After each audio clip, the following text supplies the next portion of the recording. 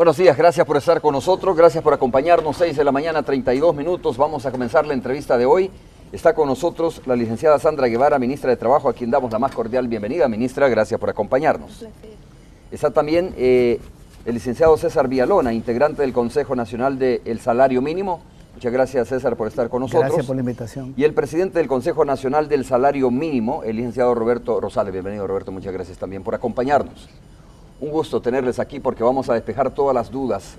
Hay mucha especulación también sobre cómo está la situación en torno a la discusión del salario mínimo en nuestro país. De hecho, si usted revisa algunos titulares, van desde una oposición férrea de la empresa privada al interior del ente tripartito hasta aquellos que dicen, mire, la ministra está bloqueando, dicen, el acuerdo sobre salario mínimo. Recientemente conversando también con la ministra en Radio Sonora, me explicaba cómo está la situación. Cuál es la propuesta que hacen los empresarios y cuál es la aspiración que tiene el gobierno de aumento al salario mínimo. Así es que vamos a darle la palabra para iniciar a la ministra de Trabajo, para que nos explique, ministra, cómo ha venido evolucionando o involucionando este debate del salario mínimo. Bueno, a toda la ciudadanía de Canal 12, un saludo, y precisamente estamos aquí en la representación gubernamental para poder informarles cómo estamos en este proceso. Debo decir que el día 27 de abril, ese día justamente tuvimos claros indicios a través de las opiniones del señor Dabú, que aún permanecía como presidente de ANEP.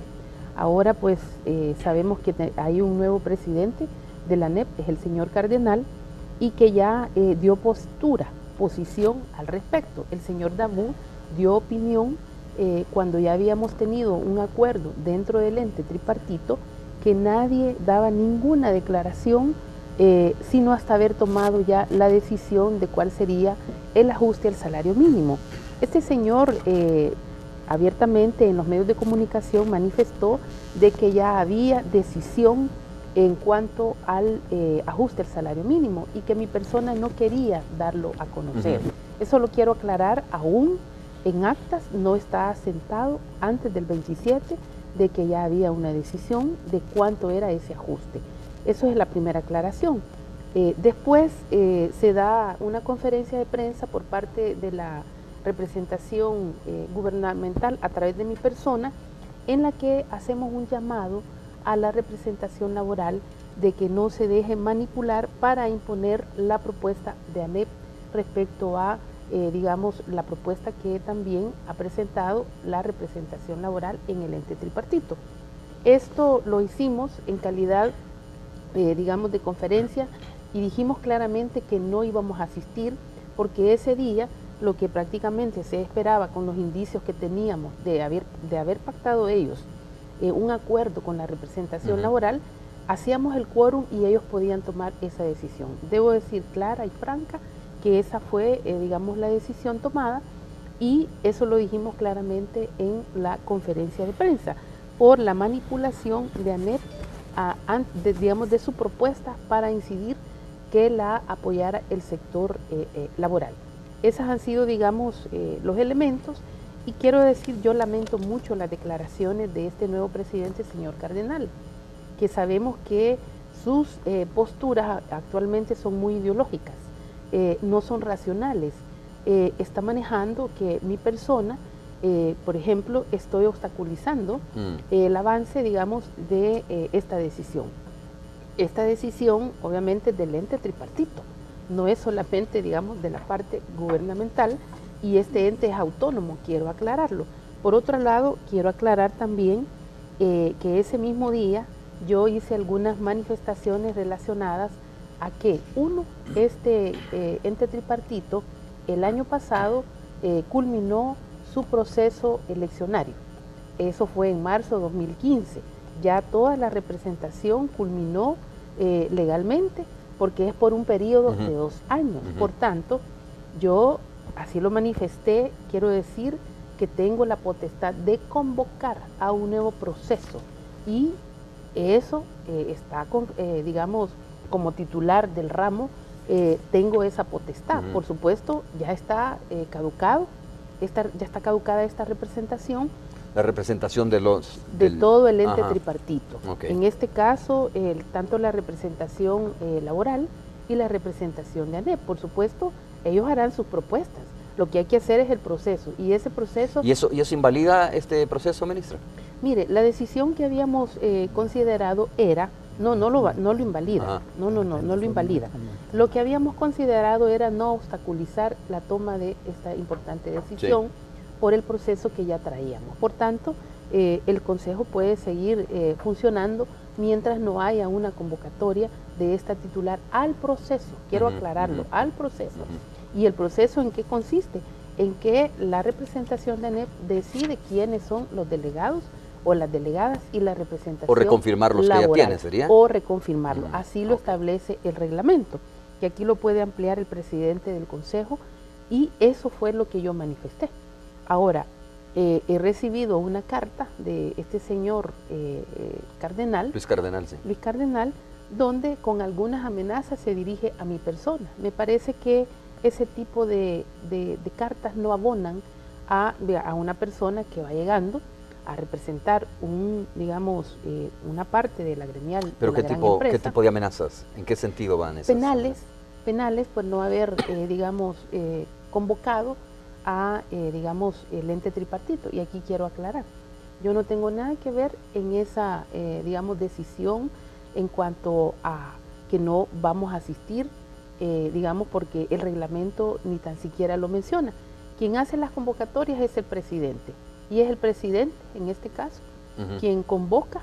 Y aquí quiero decir, en el proceso de decisión del ajuste al salario mínimo, se tomó un acuerdo en el ente tripartito, por ejemplo, de un foro en el que se tomó como acuerdo como una reunión del ente tripartito para debatir los elementos del ajuste al salario mínimo.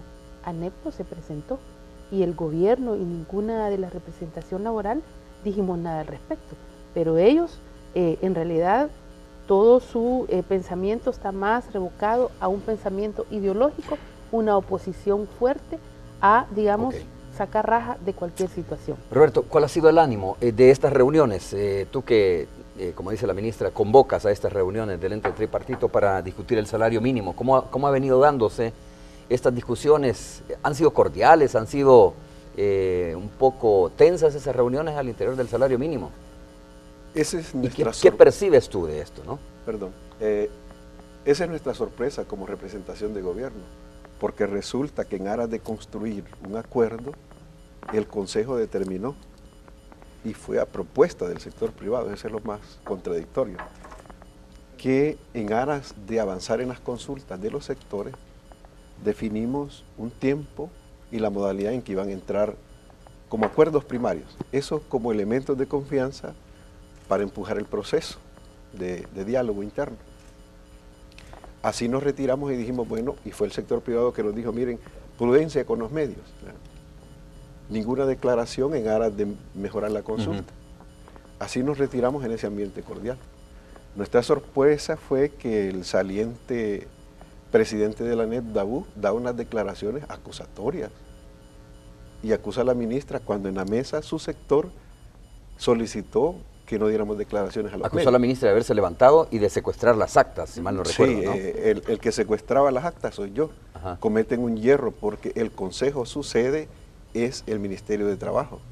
Para eso tiene personal técnico, secretaria, tiene archivos, y eso está depositado al Consejo Nacional de Salario Mínimo, y yo presido, y aparte de eso debo de cuidar el funcionamiento de esa instancia. Por lo tanto, en la última sesión era armoniosa, nada que ver con contención. Quien le puso el sabor agrio fueron las declaraciones del expresidente de ANEP, Jorge Dabú, y eso obviamente nos alertó como sector gobierno.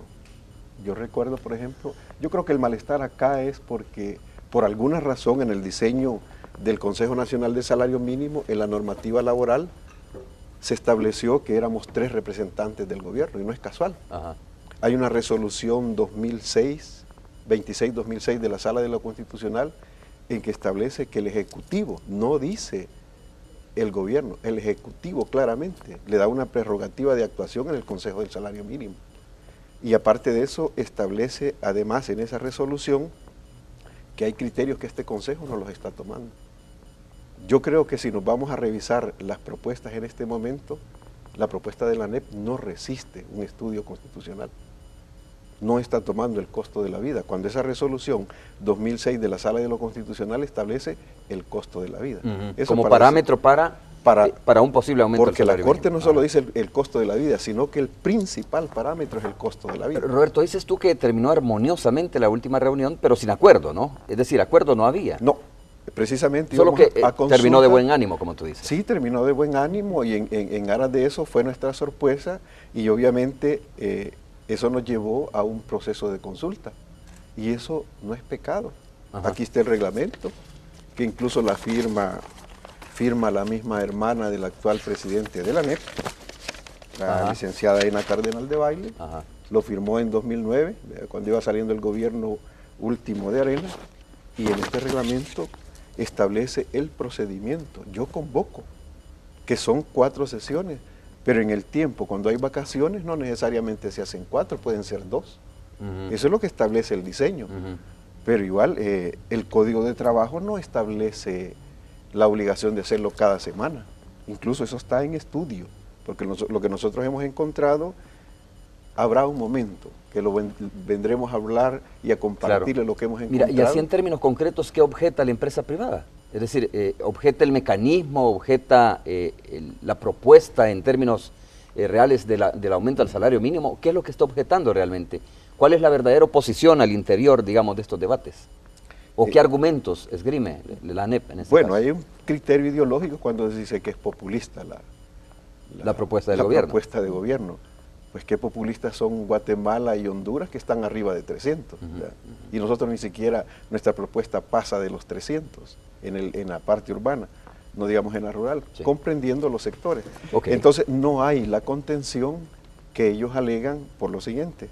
Nosotros ahí hemos hecho propuestas, diseñamos un mecanismo de acercamiento, la contención viene por los personeros de la ANEP, que vale decir, ya tienen sus representantes dentro del ente tripartito, no tendrían por qué estar declarando sobre el ente cuando tienen una representación. A ver, César, antes de darle la palabra de nuevo a la ministra, a ver, sobre la base de que el gobierno, tú que eres parte, digo, del Consejo del Salario Mínimo, ¿no? Sobre la base de que el gobierno hace esta propuesta de aumento al salario mínimo, alguien podría decir, mire, a ver, sobre la base de qué estudio, no voy a sacar de la manga de la camisa esta propuesta que genera el gobierno. Bueno, la propuesta del gobierno tiene un análisis de 8 variables económicas y sociales. Es un documento de más o menos 30 páginas, es un estudio. Nosotros te lo podemos entregar, que por cierto todo está en la web del Ministerio de Hacienda, incluyendo las memorias de las reuniones. ¿Del Ministerio de Trabajo? Del Ministerio de la tripartita. O del Ministerio del Trabajo, está en la web, están todas las propuestas. Ahí pueden encontrar la de la ANEP y la del gobierno. El gobierno es una propuesta basada en 8 indicadores. El primero es el costo de la vida, porque es un mandato de la Constitución y del Código de Trabajo. Como lo establece la resolución de la sala, ¿no? Exacto. Sí. El costo de la vida está en $400 en el área urbana y en el área rural se acerca a 300. Pero el gobierno parte de un criterio de gradualidad. Su propuesta todavía no llega a 400 en el área urbana ni a 300 en el área rural, porque el plan quinquenal del gobierno nos mandata a que tomemos en cuenta cierta gradualidad. Si vamos de golpe con $400 y 300 en el área rural, sería un ajuste un poco fuerte. Entonces planteamos subirlo a 300 para irnos acercando. Y en el área rural, que ninguno llega a 200, subirlo a 250. Es decir, aproximarlo al costo de la vida. Ese es un primer criterio. El segundo es la productividad por sector. Eso lo dice también el Código del Trabajo. La productividad se mide, por ejemplo, cuál sector es más productivo que otro. Tú divides la población laboral que trabaja en la agricultura o divide el PIB de la agricultura entre su población laboral, o el PIB de la industria entre su población laboral, y te da qué mano de obra es más productiva. Entonces la del campo tiene menos productividad que la de los demás sectores. Por eso partimos de que puede estar por debajo, aunque agrupamos todos los salarios, lo subimos bastante, porque el mayor ajuste está en el campo, pero siempre queda un poco por debajo del área urbana. Es más productivo el comercio, los servicios y la industria que el agro. Entonces hay una diferencia. Ahí cumplimos con otro requisito. También nos basamos en el tema de la inversión, si va a afectar la inversión. Y para eso tenemos... Y eso es un poco lo que objetan los empresarios, ¿no? Sí. Que el impacto que puede tener en la inversión. Pero ellos no tienen ningún estudio. Ajá. Por ejemplo, la propuesta de la ANEP es un documento de 1 hoja y media, donde solo dice, en 1 página y media dice que El ajuste anterior llevó a la quiebra a muchas pequeñas empresas, panaderías, pero no te da un dato ni te da una fuente de que ha habido quiebra, porque una empresa puede quebrar por otras razones. Si aquí se pone cara la gasolina, puede quebrar una empresa. No tiene nada que ver con el salario. Pero además no hay datos. Es como una amenaza. Entonces, nosotros creemos que no afecta la inversión y para eso nos basamos en otra variable. Es muy largo el tema. Solo te voy a ver hasta dónde llego. Para eso hay que ver si afecta la competitividad regional. Si una empresa de este país dice, me voy para Honduras porque me subieron el salario, entonces afecta la inversión y afecta el empleo. Pero resulta que no, eso no va a ocurrir. Una maquila de Honduras paga 2.95 y la nuestra está pagando 2.11. Una maquila en Guatemala paga 3.31 y aquí 2.11. Lo queremos llevar a 300. ¿Cuál es la diferencia con Guatemala? Seguimos por debajo y con Honduras más o menos igual. Una industria en Honduras paga 448, aquí paga 2.46. En Guatemala 3.59, aquí 2.46. No la vamos a llevar más que a 300. El sector industrial que está en 2.46. Y comercio y servicio en Honduras y Guatemala 4.48 y 3.59. La queremos llevar a 300. Seguimos siendo el país con la mano de obra más barata, solo comparable con Nicaragua. Con el ajuste del gobierno seguimos siendo el último, casi. Entonces, aún si se lograra este aumento. Aún si se lograra este aumento. No estoy hablando del ANE. Si se aprueba el del ANE, el salario no se mueve. Son centavos. Son 11 centavos parece, ¿no? Exacto. La propuesta, 11 centavos diarios. Correcto. Entonces no nos afecta la competitividad y por tanto no nos afecta la inversión. No impacta en la inflación, tampoco aumenta costo. El costo laboral es el 15% del costo de una empresa y no se va a subir todo el costo laboral, sino solo el salario mínimo. Afecta como un 8% del costo en el agro. Claro, César, o sea, todo eso está fundamentado. A ver, para terminar esta intervención tuya, ¿en cuánto anda el costo de la canasta básica? Para hacer una comparación, digamos, del costo de la canasta básica y el aumento, si se lograra, digo, este aumento, ¿no? De 250 y de $300, ¿verdad? Sí, ¿andaría más o menos equiparado al costo de la canasta básica este aumento del salario mínimo? No, vamos a ver, la canasta básica es los alimentos. Sí. El concepto de canasta básica es alimento. 11 en el área rural, urbana y 9 en el área urbana, que por cierto en Centroamérica andan por encima de 20 y en Costa Rica son 44, por eso son más altos allá. Bien, entonces la canasta básica está en el área urbana en cerca de $200 y en el área rural 150. Los salarios del área urbana cubren la canasta básica, pero el concepto que maneja el Código Laboral y la Constitución no es canasta básica, es costo de la vida. Sí. Y costo de la vida es 2 canastas básicas. Porque además de los alimentos... ampliada, porque canasta básica son los alimentos, entonces el costo de la vida incluye... es subsistencia más bien. Sí, ¿no? Pero el ser humano necesita pagar la vivienda. Claro. Los servicios, transporte, vivienda, energía, entonces ya duplica la canasta básica. Ningún salario cubre el costo de la vida. Y el del campo no cubre ni la canasta básica. En el caso del corte de café, del corte de caña, de los cereales y del algodón. Y de los ingenios azucareros. Bueno, ministra, quiero escuchar su opinión sobre esto que se ha dicho, pero además, bueno, el argumento o digamos los planteamientos de la empresa privada van desde que, mire, no es necesario un aumento al salario porque lo he escuchado, ¿no? Hasta decir, lo que pasa es que nosotros quisiéramos aumentarle $200, quisiéramos aumentar $150, pero la capacidad, dice, de las empresas no está para eso. Sería un impacto muy fuerte para la economía de estas empresas y por lo tanto, lo que dice César, ¿no? El argumento es que podrían quebrar estas empresas. Sí, mire, aquí porque usted dijo, perdón, porque usted dijo también, mire, es que la verdad que el discurso no es tanto por eso, sino es más ideológico, decía. Sí, yo de verdad lamento leer esas declaraciones del señor Cardenal. Aquí tengo yo una información de él, donde incluso él dice que añadió que el gobierno debería estar reduciendo la tramitología. Estoy solo leyendo un párrafo, facilitando, dice, procesos para incentivar el sector informal a que se formalice, ofreciéndole beneficios, y que la gremial manifestó que es oportuno un aumento salarial del 15% escalonado en 5 años. De verdad, esto en primer lugar, aparte de lo que ya han comentado aquí el licenciado Rosales y el licenciado Villalona, el Código de Trabajo establece en el artículo 159 que el salario mínimo se va a revisar al menos cada 3 años. Dice al menos. Esto es una propuesta ilegal. Primero porque no manifiesta 5 años. Ellos están proponiendo ya un 15% a 5 años. O sea que su propuesta siempre es muy mínima respecto a las otras propuestas que se recibieron de todos los sectores, digamos, de la sociedad civil organizada y de los sectores sindicales. Esto, quiero decirlo, es ilegal.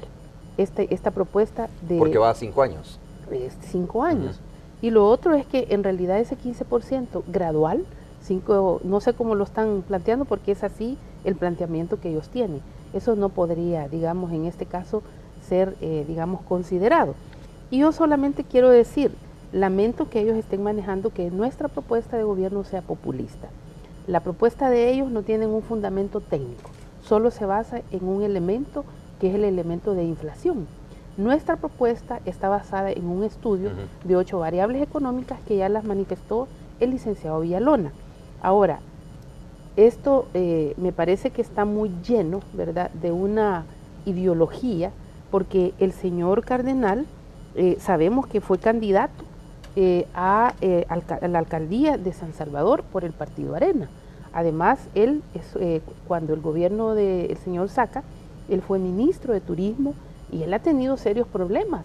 Por ejemplo, en ese entonces ganó una licitación de un aserradero que creo que era el Triunfo, que ahí hubieron también malos manejos en ese momento, digamos, siendo él un titular como un funcionario, pero además licitando este tipo de proyectos, y por otro lado es claro que él es un militante de Arena.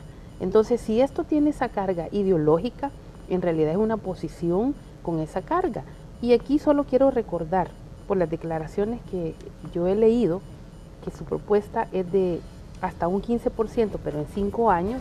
Aquí Arena, en su campaña del 2014, sí, él prometió Arena, ¿verdad? Y como él es de Arena, yo lo que le pido es que también reflexione y revise el ofrecimiento a la población salvadoreña. Y aquí es claro, Arena plantea que salarios mínimos sean 2 veces la canasta básica, pero esto en realidad, con el costo que tiene la canasta básica, entonces ellos deberían de estar proponiendo más de $400. Pero ya vemos cuál es su propuesta. Primero fue un 3% y ahora están planteando en 5 años el 15%. El 15%. Vamos a hacer una pausa. Cuando regresemos, Roberto, ¿está en un punto muerto esto? Tú que estás al frente, ¿no?, de las negociaciones ahí como presidente del Consejo Nacional del Salario Mínimo. Volvemos en breve.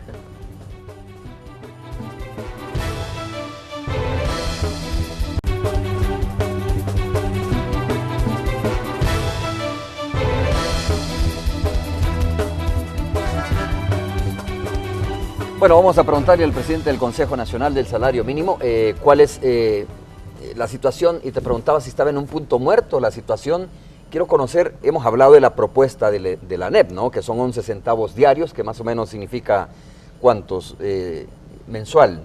Una propuesta que llega... Lo máximo son $8 o $10. $8 o $10 mensuales de aumento al salario mínimo, es la propuesta. Sí, eso distribuido. Bueno, la propuesta de $3.50 en el sector de la agricultura. Pero ¿qué dice la propuesta de los trabajadores? Porque es también el otro componente importante en este ente tripartito, ¿no? ¿A cuál se acerca más? ¿Con cuál simpatizan, si usted quiere, más los trabajadores, o tienen su propia propuesta los trabajadores, Roberto? Ellos tienen su propia propuesta de 25% de incremento en lo urbano y 30% al campo. Ajá. Eso, en términos comparativos, aproxima más, visto así a secas las 3 propuestas, aproximaciones con el gobierno, en el sentido que estamos cerca en parámetros, ¿verdad? No así como lo propone. Nosotros homologamos a 2 salarios, uno en la ciudad, uno en el campo. Ellos aplican el 30% a las 9 tablas actuales.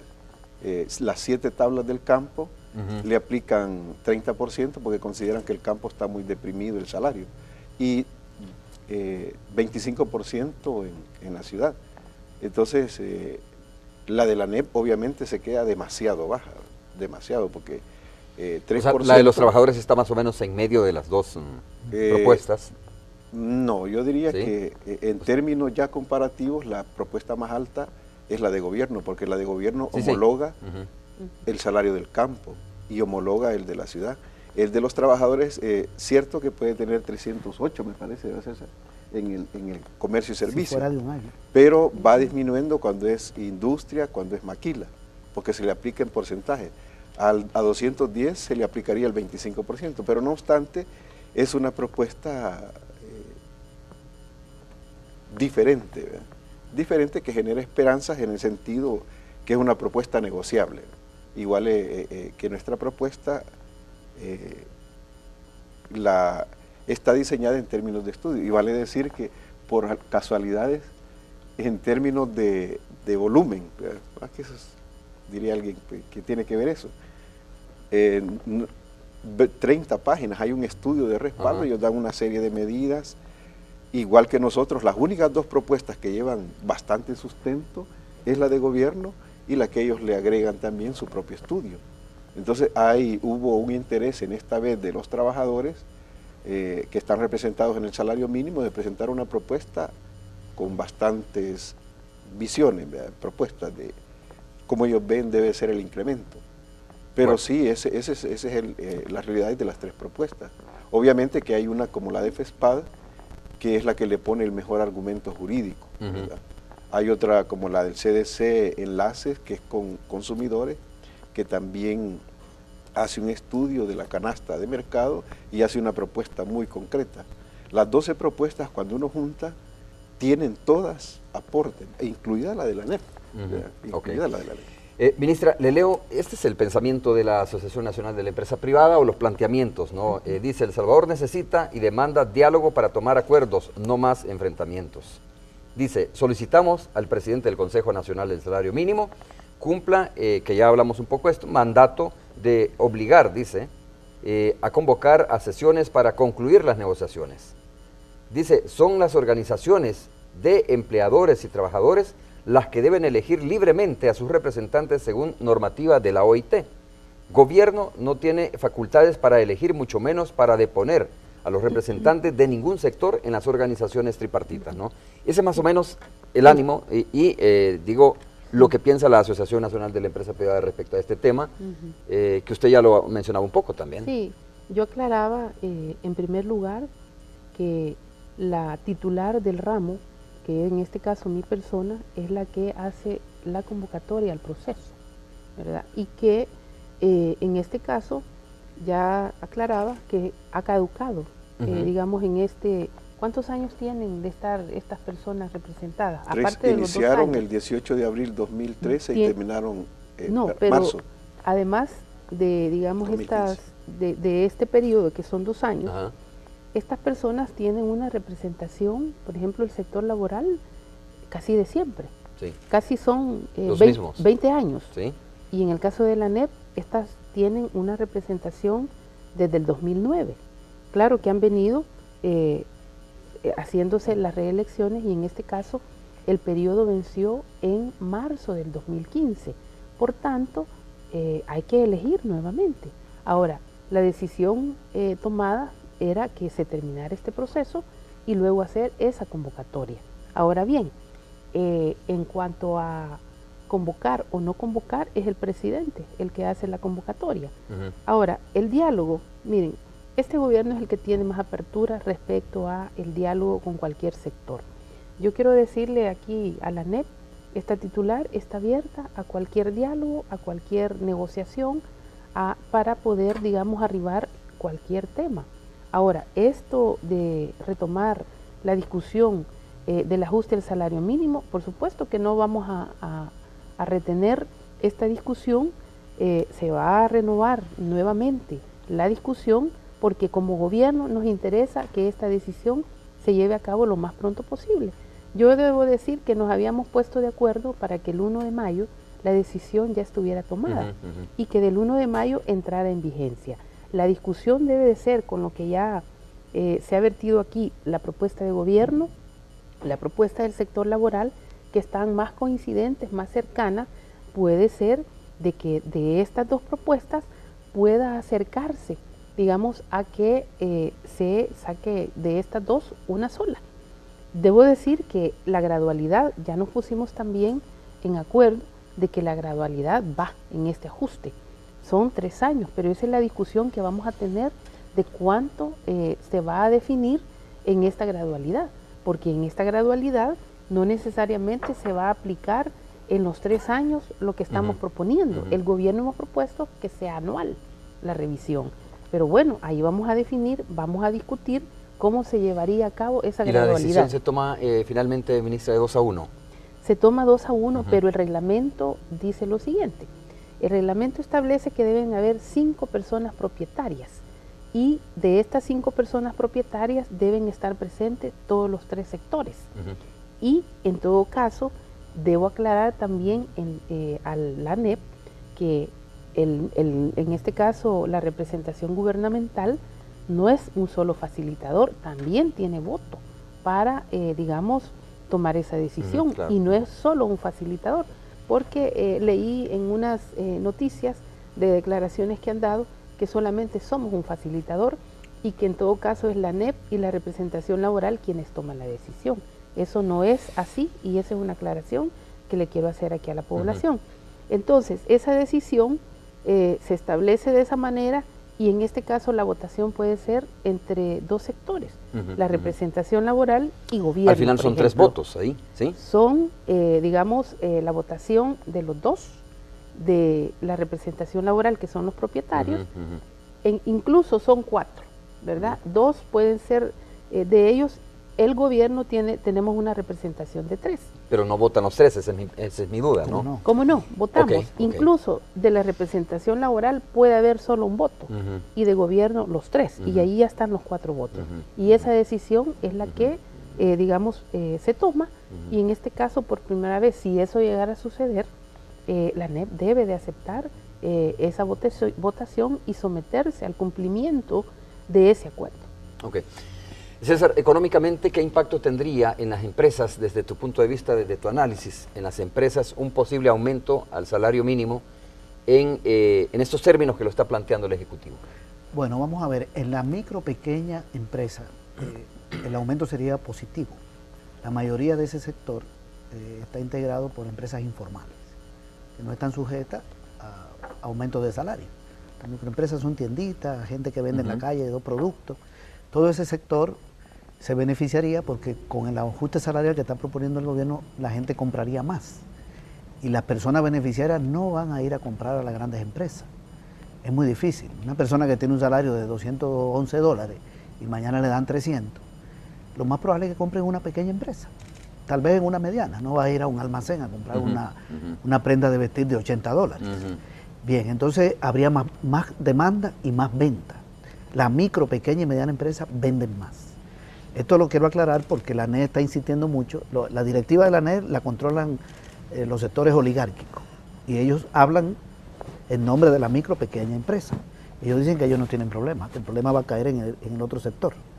Ese sector no va a tener problemas, va a vender más, aumenta las ventas y no le afecta los costos. Este es un primer punto. Segundo, mejorarían las pensiones en el país. El ajuste salarial está vinculado a las pensiones, porque habría más cotización. A más ingresos, más retención. Tercero, ¿no? mejoraría la pensión de lisiados, porque está sujeto al salario mínimo de comercio y servicio. Si lo llevamos a 300, la pensión sube a 300. Que hay un sindicato de pensionados vinculado al sector laboral, que tiene posición. Los ingresos del gobierno podrían mejorar, porque si la gente compra más, paga más impuestos. Una persona que compra, entonces paga IVA, y eso llega al gobierno. Para la gran empresa, aquí no hay ningún problema. Los niveles de inversión que tienen son tan grandes, y la ganancia, que un ajuste del salario de 252 a 300, ni se dan cuenta del impacto que tiene en su finanza. Eso no le va a implicar nada, en términos de pérdida de competitividad, que por cierto... ¿No le genera pérdidas esto? Es imposible. Una empresa que se gana $40 millones, $30 millones, un banco, hay un banco aquí que se gana $80 millones, y el salario mínimo es 251. Si paga 300, va a tener pérdida de 80 millones. O sea, eso no tiene ningún fundamento en términos de que pudiera generar pérdida. Y la mano de obra más productiva de Centroamérica, después de la costarricense, es la salvadoreña y la guatemalteca. Es más productiva que la hondureña, genera más bienes y servicios por hora laboral. Y seguiría con salarios más bajos. O sea que la productividad no se ve afectada en el país. Entonces, los efectos son bastante buenos, A hay ver, más consumo. A propósito de eso, de los efectos, ¿cuáles han sido los efectos registrados en aumentos anteriores al salario mínimo en la empresa privada? Bueno, o en la economía del país, en yo, términos generales. yo no conozco ningún estudio sobre impacto, pero han sido tan chiquitos. Imagínate un aumento de 4% en el 2013, en el 2014 y en el 2015. Que tú ganes $200 y te den un 4%, son $8 al mes. Eso estás hablando de que no llega ni a 20 centavos, 25 centavos por día.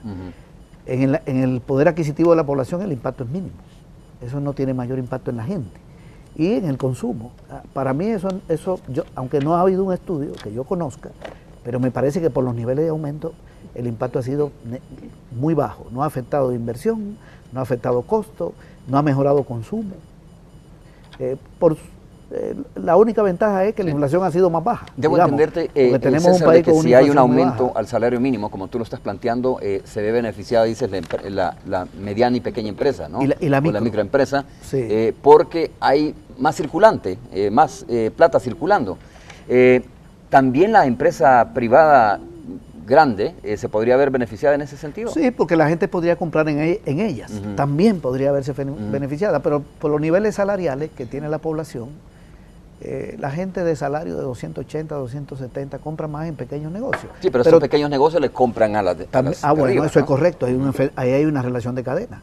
Es correcto lo que estás diciendo. Podría haberse beneficiado por aquí, porque están conectados con los pequeños y los micros. Pero también hay gente que podría ir a comprar a un supermercado.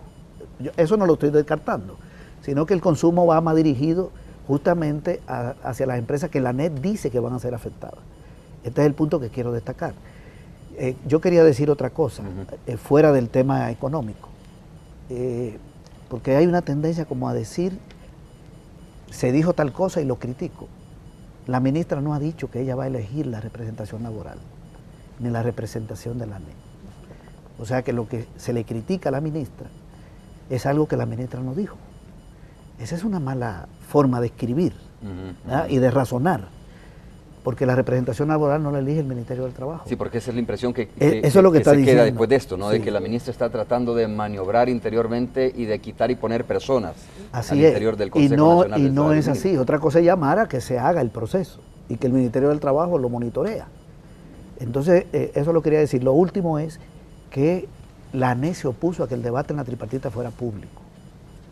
Hubo una demanda de FESPA, del FMLN como partido, presentó una propuesta y de otras organizaciones de que el debate fuera público. O sea, que tú llegaras con los camarógrafos del Canal 12 y pasara el debate públicamente por el canal, que pudieras estar ahí. Que tuvieras acceso, digamos. Acceso, como la Asamblea Legislativa, a las discusiones, sí. Que se transmite por el canal de la Asamblea.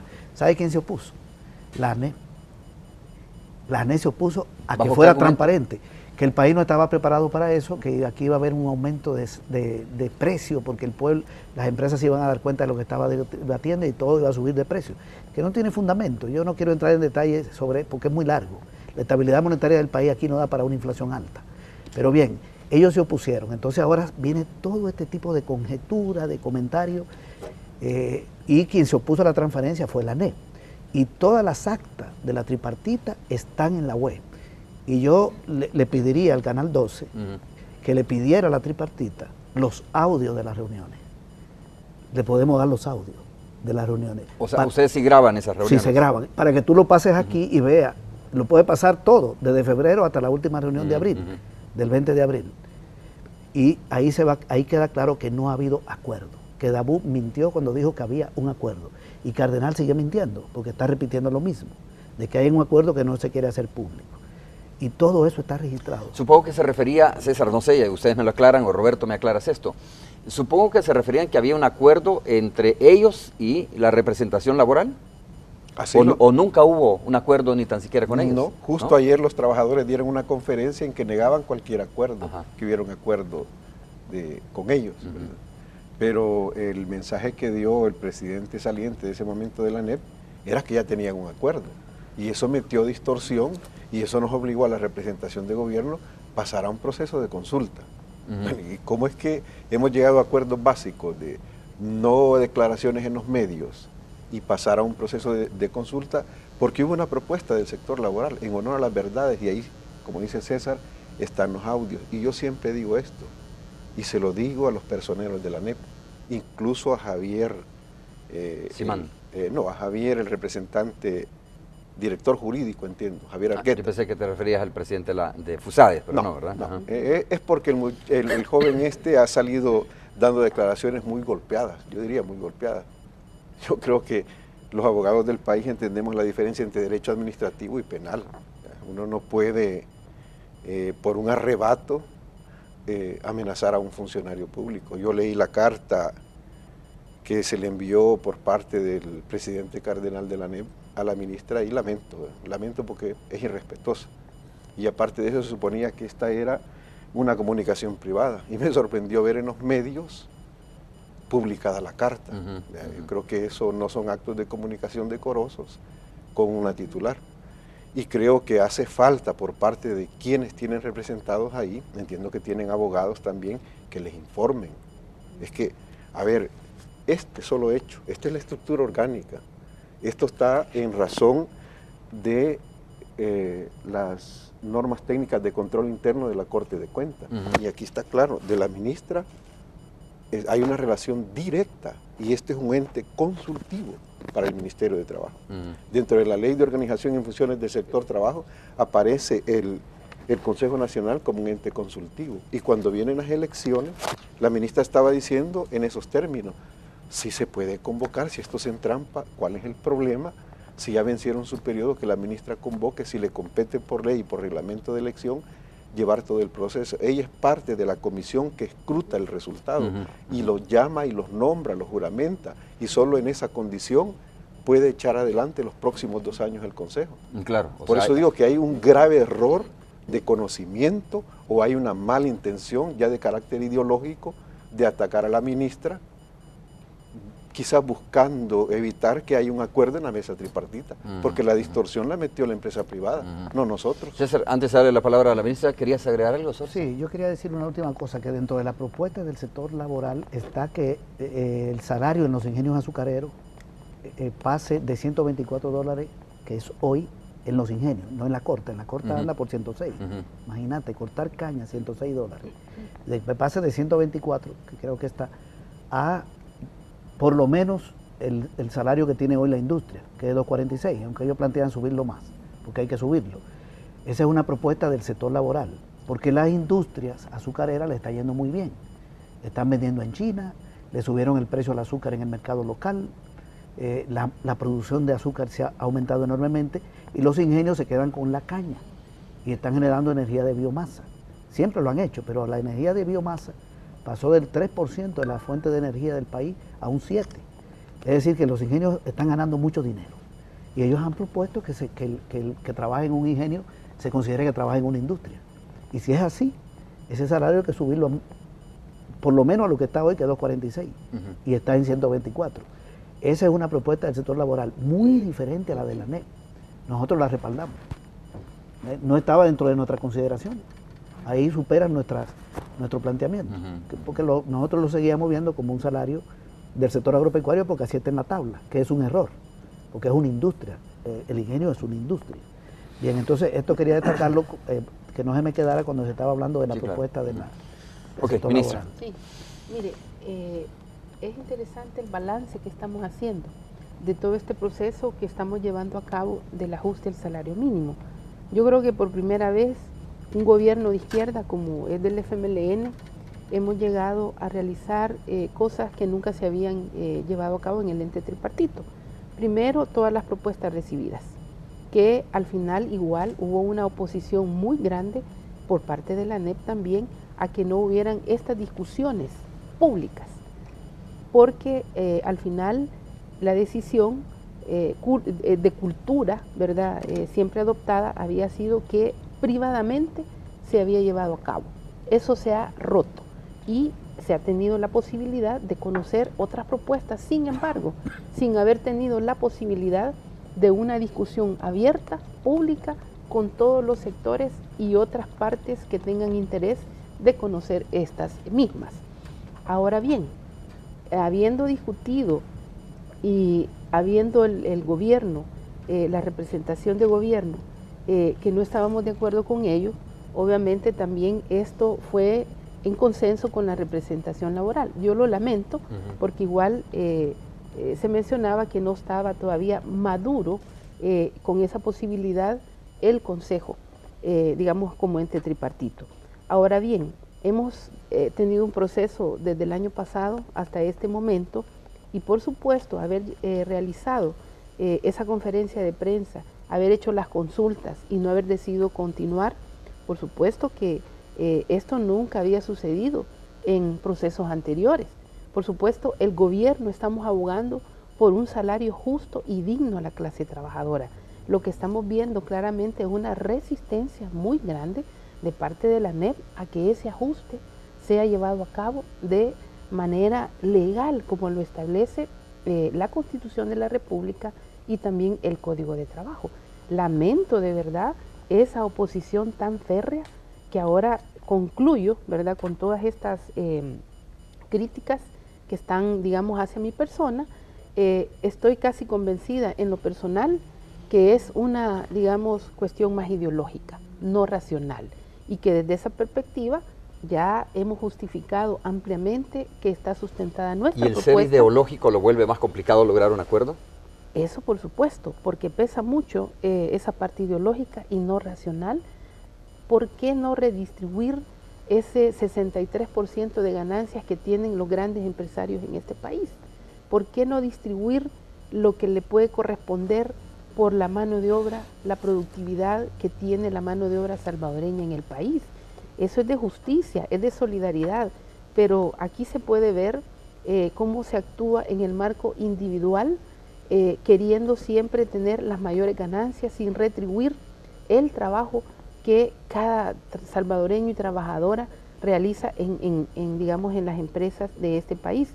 Son 166,000 empresas de distintos niveles que generan, ¿verdad?, estas utilidades, y no es el salario, digamos en este caso, que las empresas tienen el mayor coste, es del 27%, si no me equivoco, en relación al 63% de las utilidades, de las ganancias que obtienen, en este caso, las grandes empresas. ¿Cuántas personas ganan salario mínimo en el país? Son como unas 60,000 personas, ¿sí?, de acuerdo al registro del Seguro Social. Ajá. Esas serían las beneficiadas. En realidad ni siquiera es el 100% sí, claro, de este país. Ajá. Por tanto, no estaría teniendo el impacto de esa palabra que dicen que es populista nuestra propuesta.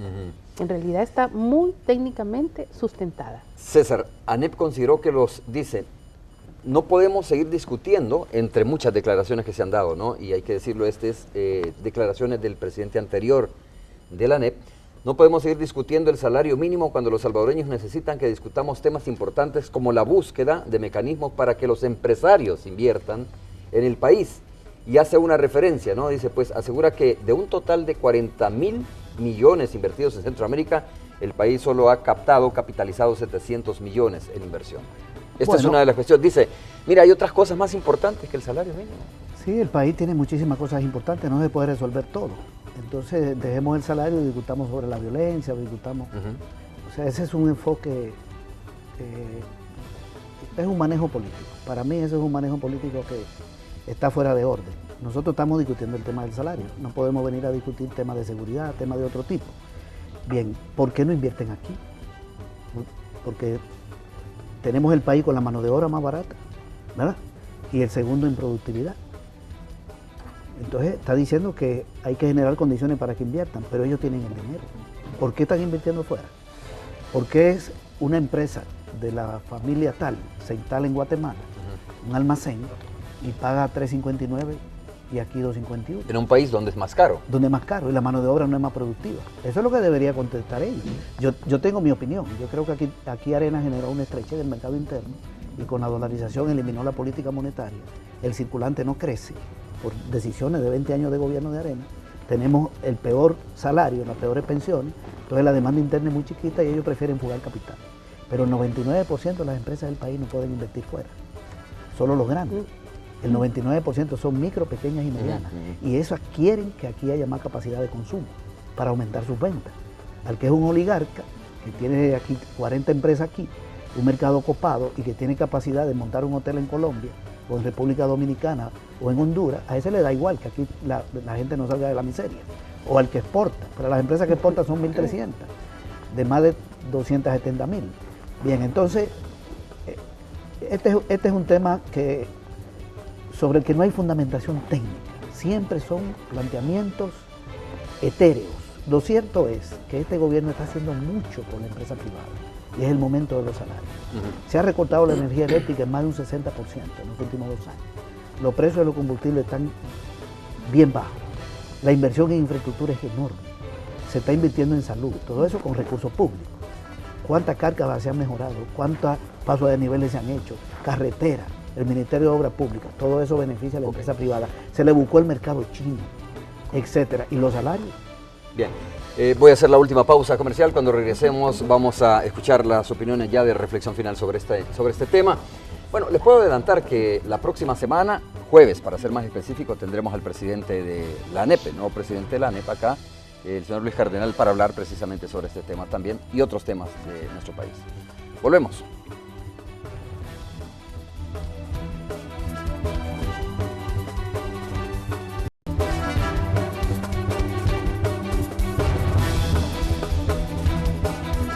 Bueno, tenemos quizás unos 4 minutos. A ver, la Asociación Nacional de la Empresa Privada, a propósito de lo que tú decías, el 90%, dice la ANEP, que me está copiando mi cuenta de Twitter, el 90% de las empresas miembros de la ANEP son pequeños y medianos empresarios o pequeñas y medianas empresas. Todo el país tiene esa proporción, dice. Mira, la ANEP tiene 18.000 empresas afiliadas, 18.000. Obviamente no hay 18.000 grandes, la mayoría son medianas y pequeñas. Son 18.000 y en el país hay 172.000 registradas en el Ministerio de Economía, eso es el 11%, eso es lo que representa la ANEP, el 11%. Y la presidenta... El 11% del total de la empresa privada. De la que tiene registrada Economía, y de la que hay en el país, que dice Ileana Rogel, la compañera que dirige Economipe, no llega ni al no sé qué porcentaje, porque son más de 400.000. De manera que la ANEP no es el gremio que representa al sector empresarial del país, sino que representa a una parte del empresariado. 11.000 empresas afiliadas, en términos numéricos, no es nada. Y la gran empresa genera el 30% del empleo. Las micro, pequeñas y medianas generan el 70%. ¿Y cuántas micro, medianas y pequeñas empresas hay? Hay como 400.000, de manera que esas que están en la ANEP son pequeñas. Bueno, son pocas, es lo que quiere decir, son pocas. Ministra, sus palabras finales, y ya tenemos que terminar. Sí, bueno, en realidad, como gobierno, solo quiero dejar sentado que seguiremos trabajando porque este ajuste al salario mínimo que le corresponde, como ya lo decía César, después de todos los esfuerzos que este gobierno está realizando de apoyar a la empresa privada, la disminución, las condiciones propicias para este importante ajuste a la clase trabajadora, seguiremos firmes para que, digamos, puedan tener pronto ya esta toma de decisión. Vamos a retomar, por supuesto, las sesiones ordinarias y llegar a un acuerdo, ¿verdad?, importante para la clase trabajadora. Ok, ¿cuándo será la próxima sesión, Roberto? Bueno, esperamos. ¿Será convocada para cuándo? ¿Será convocada para cuándo? La próxima semana, el miércoles. Pero aquí no ha pasado ninguna tragedia. 2 sesiones no interrumpen la funcionalidad del Consejo. Está activo, no hay ninguna tragedia. Bueno, muchas gracias. Gracias, César. Gracias. Roberto, ministra, también muchas gracias por habernos placer. acompañado. Un gusto haber estado con ustedes esta mañana de viernes. Gracias, nos vemos el próximo lunes.